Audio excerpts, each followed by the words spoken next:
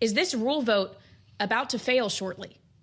Yeah, I hope it passes. We've got the rule vote coming up, and I hope it passes. I think it will, and frankly, I think it should, because this is a good piece of legislation. I always say, it's a good piece of legislation because the Democrats hate it so much. They don't like it because it actually empowers families by, letting them keep more of their money, giving them school choice, making sure our border stays secure, and making able-bodied people in our welfare system now have to work if they're going to get your tax dollars. So I think it's a good bill. I hope it passes. I know that Congressmen, obviously Democrats, tell us that they hate the bill and they've not been part of this process. But what is your message to Republicans who are on the fence? We spoke earlier with Congressman Greg Murphy, for instance. He's really worried about changes to Medicaid having a detrimental impact on some low-income people in his district in North Carolina. There are others like him. This needs to be worked out in the family. What do you tell your colleague from North Carolina in a moment like this? Yeah, look, it was a 50-50 vote in the Senate. The vice president had to come break the tie.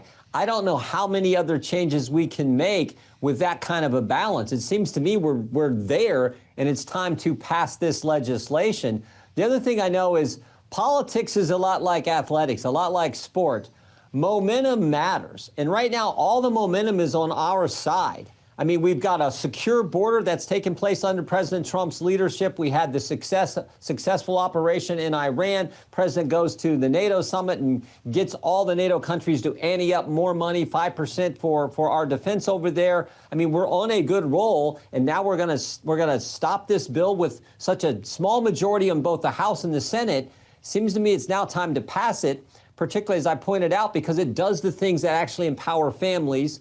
I think it's a good bill. Let's get it done. Let's move on to the next item.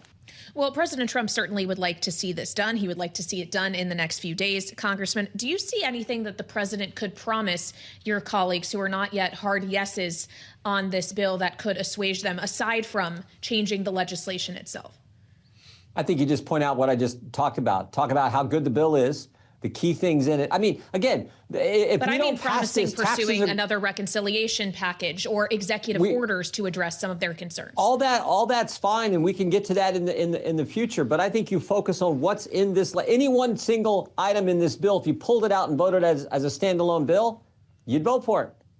Are we for cutting taxes, making sure taxes don't go up on the families we represent? Yes. Are you for saying no tax on tips? We campaigned on that. Yes, we're for that. Does it make sense for people who are able-bodied, who are getting your tax money in our welfare system? Does it make sense that they now have to work? There's a work requirement for able-bodied people. Yes, that makes sense. Standalone, you would vote for that. All these items. Would you vote for additional resources to make sure our borders stay secure after what we went through under Joe Biden? Of course you'd vote for that.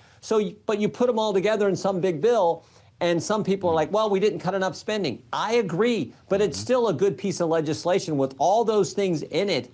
I think you vote for it because it's consistent with what we told the voters we were going to do when they put us in office on November 5th.